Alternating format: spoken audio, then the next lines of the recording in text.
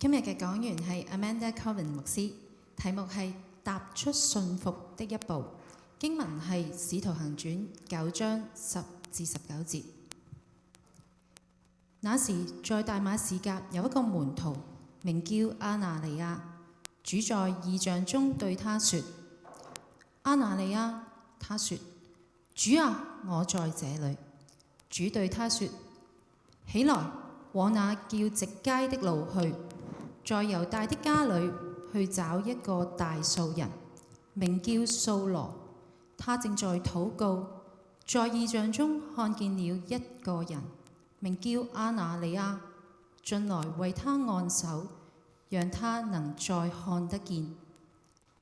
亞拿尼亞回答：主啊，我聽見許多人講到這個人，說他怎樣在耶路撒冷多多苦待你的聖徒，並且他在這裏有從祭司長得來的權柄，要捆綁一切求告你名的人。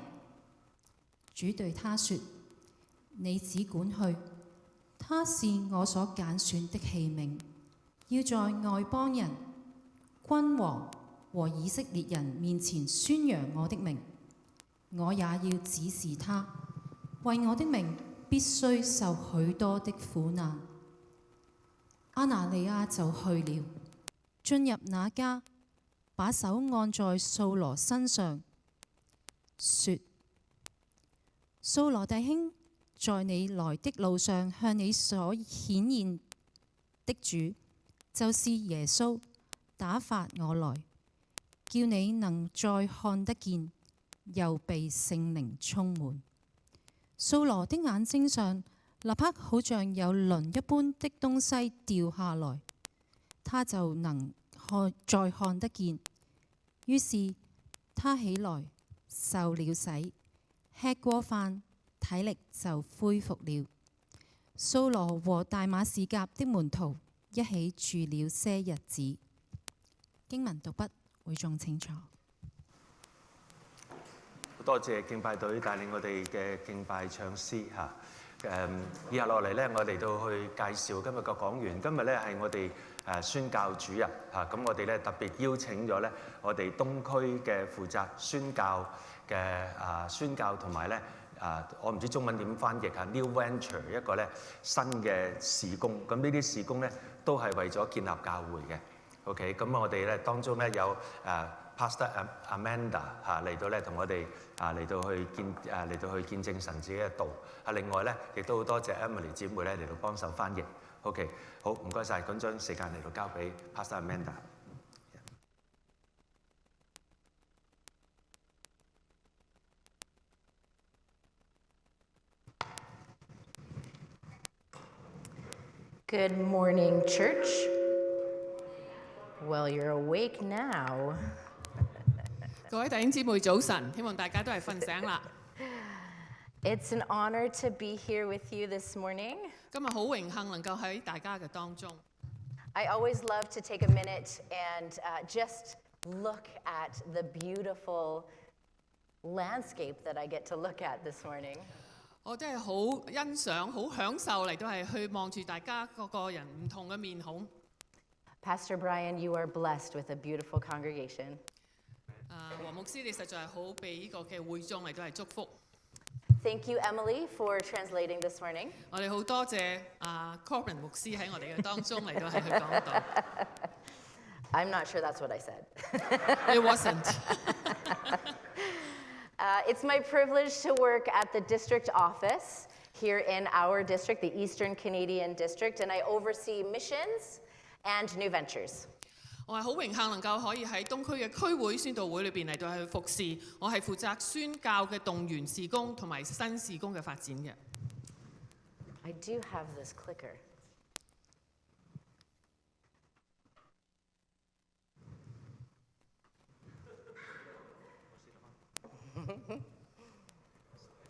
Technology is fun. Okay, should be okay.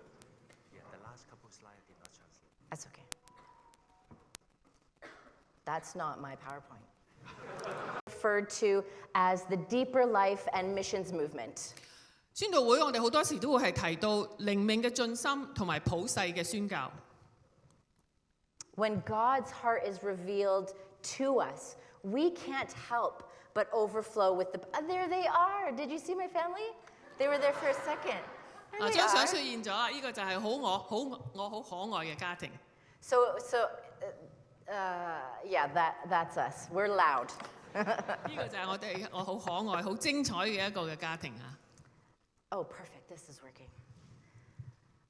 Yes, so when the love of God, let's focus here. This is my ADHD coming out. 有時我係比較難集中嘅。 When the love of God is poured into us, we can't help but speak about the things we have seen and heard. 當我哋嚟到係去感受到神俾我哋嘅愛嘅時候，我哋好難唔去講我哋所睇見、所聽見嘅。 Much like the Bible verse you did see up on the screen, Acts 4, verse 20, as for us, we can't help but speak about what we have seen and heard. There it is again. 好似呢度嘅經文所講，《使徒行傳》第4章第20節，佢話：我們所看見、所聽見的，不能不說。 This was the Apostle Paul and John speaking before the council. 呢個就係彼得同埋約翰喺公會之前所講嘅。 The council kept telling them, stop talking about Jesus. 公會同佢哋講：你要唔可以再講耶穌啦。 But they said, we can't help. We can't help but speak about him. 但係佢哋話：我唔可以唔講啊！ May that be us. 讓我哋都係有咁樣嗰個嘅激情。 That we will experience the Holy Spirit within us and be moved to tell others about him. 讓聖靈都喺我哋嘅心裏邊同樣嘅嚟到挑旺，以至到我哋同周圍嘅人嚟到去講耶穌嘅事情。 That God's love within us will build up our hope for missions. 讓神嗰個愛喺我哋嘅心裏邊，能夠使我哋對差傳呢個嘅盼望能夠係繼續嘅去努力。 With this being your missions month, let me start by saying that missions is for everyone. 今個月係我哋嘅差傳月，讓我喺度喺度係提醒大家，神俾我哋嘅宣教係為每一個人所設嘅。 Everyone is invited into missions. 每一個人都係被神邀請嚟到係去進入宣教嘅事工。 Our individual call is just as unique as we are. 神俾我哋每一個人都有一個好獨特嘅呼召。 God invites us to partner with him in the missional work of making disciples everywhere. 神係要我哋同佢同工，嚟到係去使萬人作為佢嘅門徒。 Within the alliance, there are different strategies that we use to be on mission. 喺宣道會裏邊，我哋有唔同嘅策略嚟到係去做宣教嘅工作。 I'm not going to worry about that. We serve through marketplace ministry, 我哋喺我哋嘅職場裏邊嚟到宣教， through relief and development, 喺救援嘅工作裏邊嚟到去宣教， and through church development. 亦都係喺建堂嘅工作上邊嚟到係去宣教。 And yet, maybe for others, being on mission is about supporting these things. 喺某一啲人嚟講，係嚟到係去點樣去支持呢啲唔同嘅事工。 Through prayer, through finances, through encouragements, or even visiting the field. 可能係從你嘅經濟、你嘅禱告、你嘅支持，或者甚至乎係做短宣嚟到去探望呢啲嘅工作。 And still for others, missions might be as simple as crossing the street and talking to your neighbor. 但係對有一啲人嚟講，可能就係好簡單嘅，即係過條馬路去對你嘅鄰舍嚟到係去傳福音。 Whatever your call looks like, missions always begins with one step of obedience. 無論你神俾你嘅呼召係點樣樣，但係差傳嘅開始就係踏出順服嘅一步。 Our willingness to be like Ananias and say, yes, Lord, starts right now. 我哋嗰個嘅回應就係好似亞拿尼亞一樣，佢話主啊，我在這裏。呢個就係從而家嚟到去開始。 And sometimes one simple act of obedience can be the very thing that changes someone's eternity. 有時候係你一刻嗰個嘅決定，嗰個嘅回應，就能夠成為一個人永恆裏邊嘅一個改變。 Before we dive back into Scripture, let's pray. 當我哋嚟到睇神嘅話語之前，讓我哋一齊嘅嚟到禱告。Father God, we thank you for this day, and we come to hear your voice. 親愛父神，我哋為咗今日嚟到係獻上我哋嘅感謝，讓我哋能夠喺你嘅面前聽到你嘅聲音， Speak to us this morning through your word, 用你自己嘅話語親自同我哋說話， because your word is truth. 因為你嘅話語就係真理。 Amen. 阿門。 So we read the story of Ananias already, so I'm not going to read it again. 我哋已經睇讀經嘅時候聽到亞拿尼亞個故事，所以我唔會喺度重複啦。 But I want to set the stage for what is happening in this story. 但係我想同俾大家一啲嘅背景，呢個故事嘅發生嘅過程係點樣嘅？ It's been about 30 years after Jesus' resurrection. 當主耶穌復活之後嘅30年， The disciples have multiplied, and the Holy Spirit continues to add to their number daily those who are being saved. 聖靈係不斷嘅工作，使到得救嘅人數係不斷嘅日日嘅加增。 We read earlier in Acts 9 that the church was growing far and wide, but the high priests and the rulers and the Pharisees, they did not like this. 喺聖經裏邊講到，當時嘅教會係不斷嘅嚟到增長，但係當時嘅祭司同埋文士都係唔喜歡見到呢個現象嘅。 And this is where Saul enters the scene. He is a man of power and of authority, and he's well educated. 呢個就係掃羅嚟到係點樣開始出現啊！佢係一個有權勢嘅人，亦都係非常之有學問、有地位嘅人。 But he is set on destroying anyone connected to Jesus. 但係佢係非常之嘅熱心嚟到係去逼迫信耶穌嘅人。 We read that Saul was going from house to house, dragging men and women off and putting them in prison. 我哋睇到掃羅係點樣從唔同嘅屋企嘅當中嚟到捉咗呢啲嘅基督徒，男男女女嘅，將佢哋放入喺監裏邊。 So it was while Saul was breathing out, Scripture tells us, murderous threats against the Lord's people that Jesus met him on the road. 聖經裏邊講到掃羅係對於一班信耶穌嘅人係殺氣沖沖，係要將佢哋捉到去監裏邊。 And that's where our story began this 呢個就係 morning. 我哋故事嘅開始啦。 So we're not going to read that 我哋今日唔會再讀啦， because you are all smart and you remember the story. 因為我知道大家係非常之嘅聰明，頭先讀經嘅你都係全部已經記得晒㗎啦。 So Ananias obeyed the voice of the Lord. 亞拿尼亞係信服神嗰個嘅聲音。 When you think of the word obedience, what do you think of? 當你聽到呢個信服呢個嘅字嘅時候，你聯想到啲乜嘢呢？ For me, it's this deeply ingrained behavior I learned as a toddler.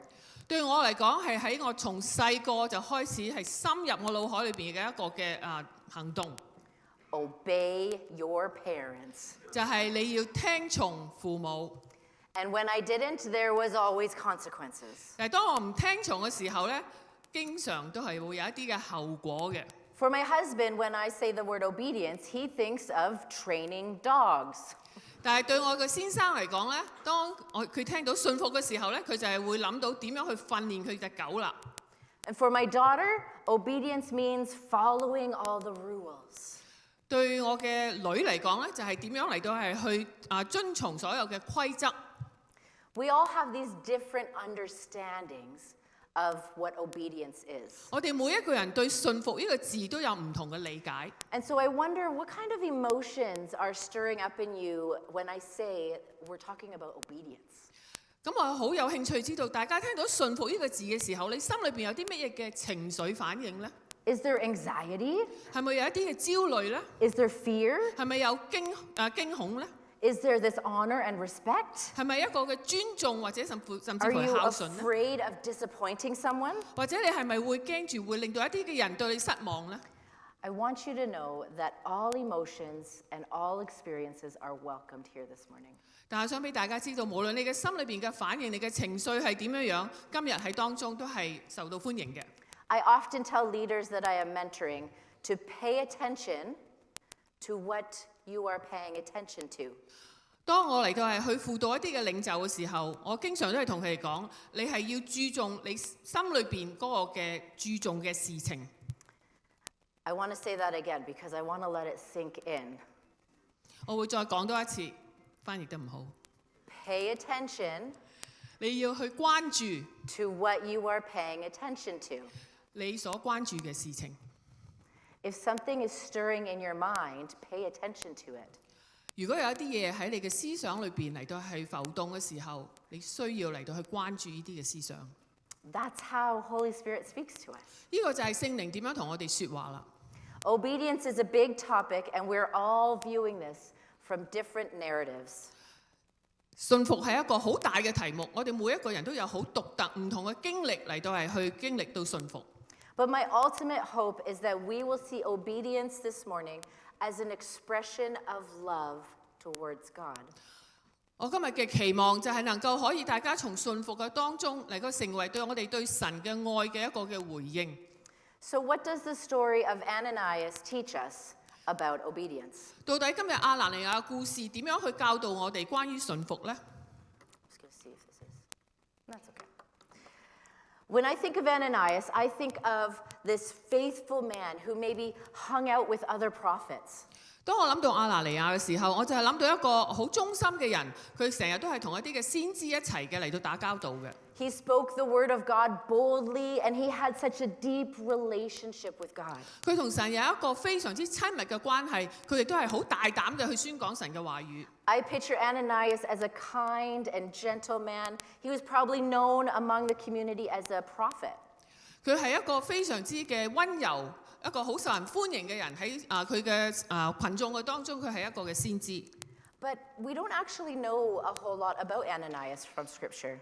但係喺聖經裏邊唔係講好多關於亞拿尼亞嘅故事。 However, there are three things we can extract from this story. 但係喺呢個故事當中，我哋可以有3點嚟到係去認識到亞拿尼亞。 And look at that, they're up on the screen. 喺呢個熒光幕，大家可以見到 Ananias, he knew the Lord.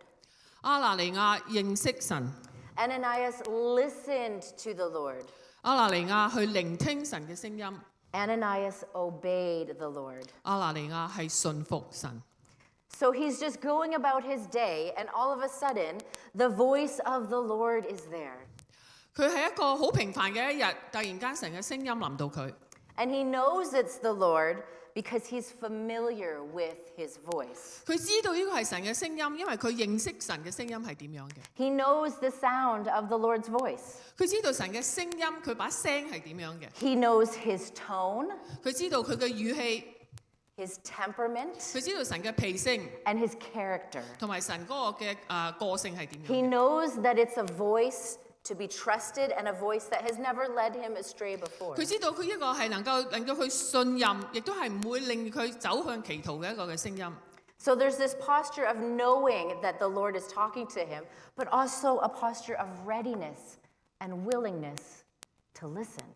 佢唔單止係去聽神嘅聲音，而且佢係有一個預備好嘅心態嚟到去接受神所講嘅説話。 Ananias knew the voice of the Lord personally. 佢係好個人嘅認識到神嘅聲音。 Do you? 咁你呢？ Do you know the voice of the Lord? 今日你認唔認識到神嘅聲音呢？ Maybe some of you are thinking, what does the Lord's voice sound like? 有啲人可能問神把聲到底係點㗎？ Well, let me tell you, the Lord speaks to us in dreams and in visions. 神可以從我哋嘅夢或者從一啲嘅異象裏邊同我哋説話， He speaks to us in our thoughts 喺我哋嘅思想裏邊佢同我哋説話， because we have the mind of Christ. 因為我哋有主耶穌基督嘅性情喺我哋嘅當 He 中。 speaks to us through others, 佢藉住其他人同我哋説話， and He speaks to us through His Word. 佢亦都係藉住佢自己嘅話語同我哋説話。 So, like Ananias, when God speaks, may we say, Yes, Lord. 讓我哋都係好似亞拿尼亞一樣，當神同我哋説話嘅時候，我哋會話：主啊，我在這裏。 And perhaps saying, Yes, Lord, is your first step of obedience. 可能你話主啊，我在這裏，就係你去信服神嘅第一步。 Ananias heard the voice of the Lord because he was in relationship with Him. 亞拿尼亞認識神嘅聲音，因為佢同神有一個密切嘅關係。 And Ananias responded with a Yes, Lord. 亞拿尼亞嘅回應就係：主啊，我在這裏。 And then he listened to what the Lord had to say. 然後佢就去聽神同佢所講嘅説話。 Ananias listened to the voice of the Lord. 亞拿尼亞係聆聽神所講嘅説話。 Sometimes when I say something to my husband and he's on the phone and I'm not sure I heard what he said, I ask him, "Are you listening?" 有時候我同我嘅先生去講嘢，但係佢都會心不在焉啊，玩緊電話嘅時候，我就問佢：喂，你聽唔聽到我講嘢㗎？ And he lifts up his head and he repeats everything I just said word for word. 咁咧佢就會望下我，然後咧佢可以一字不漏嘅講翻晒我所講嘅嘢。 So I usually change my question and I say, "But did you actually hear me?" 咁咧我就會換個題目啦，就係話：喂，到底你有冇真係聽到我講乜嘢㗎？ Are you listening? 你係咪真係聽緊㗎？ Because listening is an active thing. 因為聆聽係一個主動嘅一個嘅動作。 Psychology Today, a famous magazine, 係一個宗教嘅一個嘅雜誌，今日心理學裏邊咁講 do we still focus on magazines? ，digitally。 Yeah. It's also a website and all of that other stuff. 我哋喺網上邊亦都係可以睇到呢個嘅雜誌嘅。 They wrote an article about hearing and listening. 嗰度有一個嘅文章係講到聽同埋聆聽嘅分別。 They discovered that hearing is passive. It does not rely on concentration.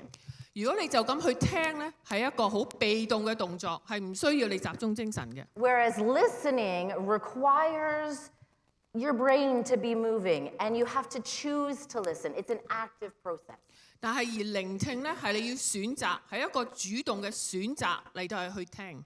Listening is active. 聆聽係一個主動嘅行動。 Scripture tells us in James 1, "Do not merely listen to the words and so deceive yourselves." 喺雅各書第一章，佢呢度話第20節，只是你們行道，不要單單聽道， Do what it says. 你要去行道。 Anyone who listens to the word but does not do what it says is like a man who looks at his face in a mirror and after looking at himself, he goes away and immediately forgets what he looks like. 因為聽道而不行道的，就像人對着鏡子看自己本來的面目，看見走後，隨即忘了他的相貌如何。 Ananias wasn't just hearing the voice of the Lord, but he was actively listening and ready to participate in God's will. 亞拿尼亞唔單單只係去聽神嘅聲音，而且佢係預備好嚟到係去有行動嘅嚟到係遵行神所叫佢做嘅事情。 So again, our listening depends on the posture of our heart. Are we ready to do what the Lord has called us to do? 所以我哋嘅聆聽係咪同我哋嘅心裏邊已經預備好嚟到係去遵從順服神所要我哋做嘅事情呢？ And when we do what the Lord's called us to do, that is obedience. 當我哋嚟到係去行神所要我哋所行嘅事情嘅時候，呢一個就係信心，就係順服嘅一步。 Ananias obeyed the Lord. 亞拿尼亞順服神。 We read in Acts that Ananias was uncertain of what was going to happen to him. 亞拿尼亞其實佢唔知道將會發生啲咩事情嘅。 You see, Saul was breathing out these murderous threats 掃羅當時係殺氣沖沖嘅嚟到逼迫基督徒， and was coming to arrest anyone and throw them in jail who confessed the name of Jesus. 就係要將所有信耶穌嘅人都係嚟到係捉到去坐監嘅。 And we read that God was sending Ananias straight into the fire. 咁但係我哋睇見神好似係要將亞拿尼亞嚟到係去抌喺個火裏邊咁樣。 It seemed like a trap, 呢個好似係一個好大嘅一個嘅陷阱。 but Ananias knew that he had to obey the Lord. 但係亞拿尼亞知道佢一定要順服神。 When God called my husband Chris and I to pack up our family of 5 in 2013, 喺2013年，當神係叫我俾個呼召俾我一家5口要搬去另一個地方。 we had a 5-week-old baby, an 18-month-old daughter, and a 3-year-old son.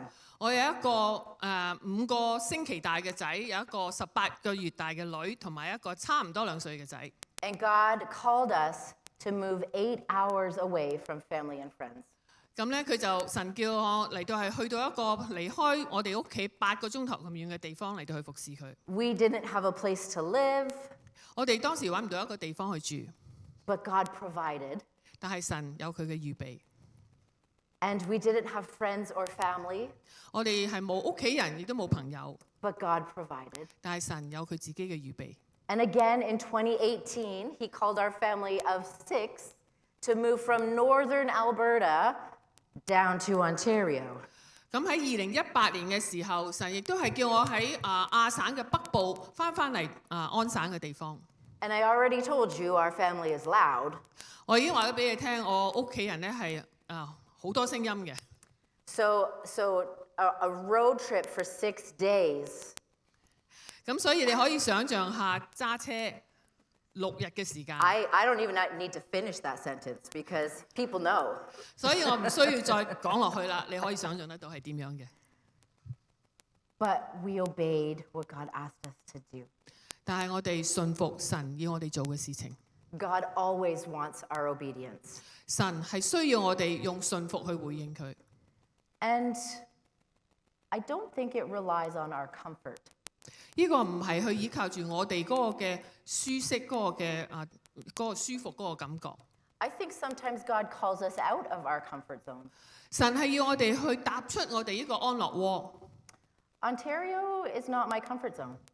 好坦白講，安省唔係我嘅安樂窩， But we've been here for 6.5 years. 但係我哋已經喺度有6年半嘅時間啦。 And God's obedience is what He asks for. 而神所需要我哋嘅係信服嘅回應。 Let's look a little bit at the Old Testament. We see Abraham's obedience towards God. 或者我哋睇翻舊約嘅時候，我哋睇見亞伯拉罕點樣去信服神。 God asked him to sacrifice his firstborn son as a burnt offering. 神要佢嚟到係去獻祭，為咗佢個頭生嘅兒子嚟到去獻祭。 Abraham's unwavering faith took him to the top of the mountain with his son bound up. 亞伯拉罕因為佢有堅定不移嘅信心，佢能夠係將佢嘅獨生子帶到去山上邊，將佢紮起。 He obeyed God and God provided. 因為佢信服神，神就為佢預備。 We think of Daniel and his obedience towards God. 我哋又諗到但以理佢點樣嚟到去信服神。 He was steadfast against the rulers who asked him to do things he did not want to do. 佢嚟到係去挑戰佢執政掌權嘅，去做一啲佢唔想做嘅事情。 He remained faithful to what God had called him to, 佢係對神所呼召嘅嚟到係去獻上佢嘅忠心， even when he was thrown into the lion's den, 甚至乎佢係被拋到去獅子坑裏邊， and God provided. 但係神有佢嘅預備。 I could talk about Moses, who listened to a burning bush and then obeyed God. 我亦都可以睇到摩西點樣從一個焚燒嘅荊棘嘅當中聽到神嘅聲音，而佢係信服。 Or about David, who continually listened to God while slaying giants.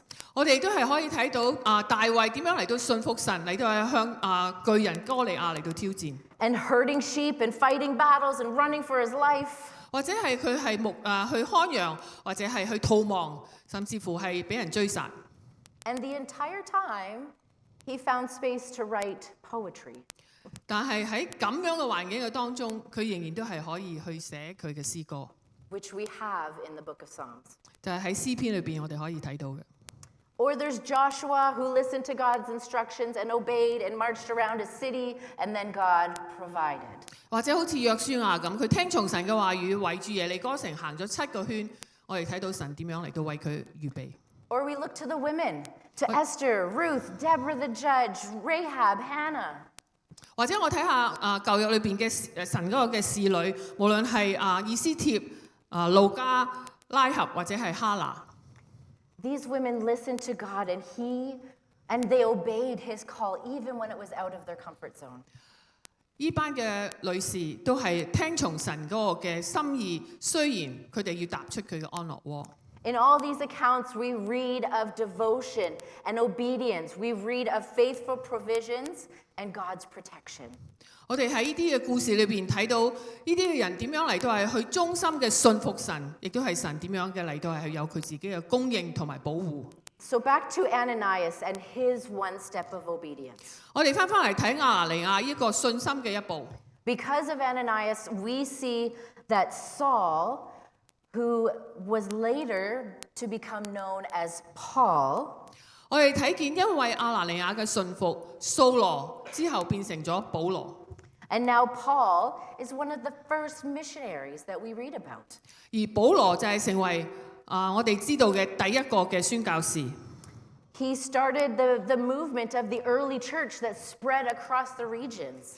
佢係開始咗喺當時候嗰個宣教事工。 And because of Paul, we have 13 letters that he wrote to different churches. 亦都係因為保羅，我哋今日有保羅所寫嘅13封唔同對教會嘅書信， And those are the letters that we read in Scripture today. 就係今日我哋喺聖經裏邊嘅保羅書信。 Obedience takes many forms. 信服係可以有好多唔同嘅表達方式。 I often wonder if Ananias said no and didn't obey, what would have happened to the early church? 我有時都會想像下，如果亞拿尼亞當時候係唔願意信服嘅時候，初期教會嗰個發展會係點嘅咧？ But Ananias obeyed. 但係亞拿尼亞佢有信服到神。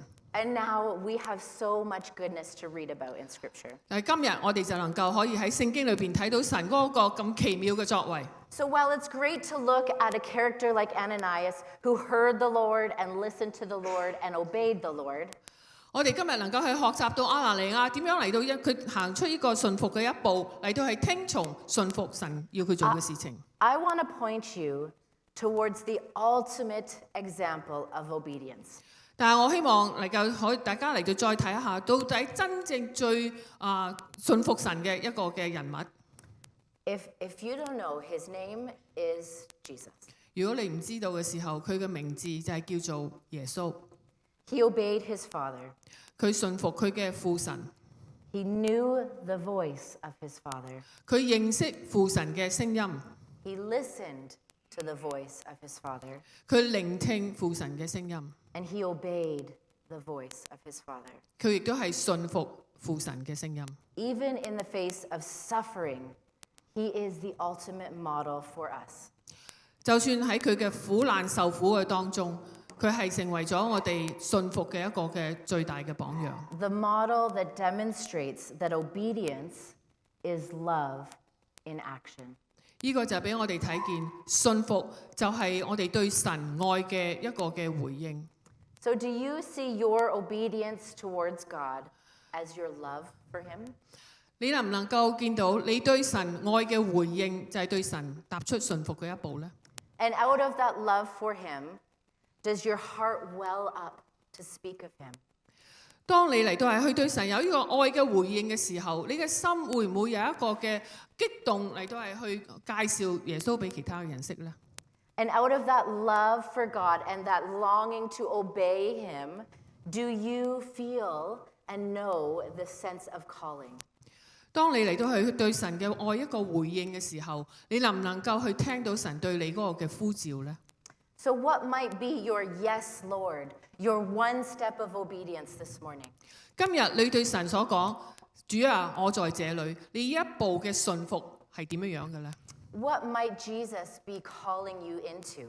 今日主耶穌會呼召你去做乜嘢呢？ Missions? 係咪差傳呢？ Across the globe? 係咪會跨國嘅去環球嘅差傳呢？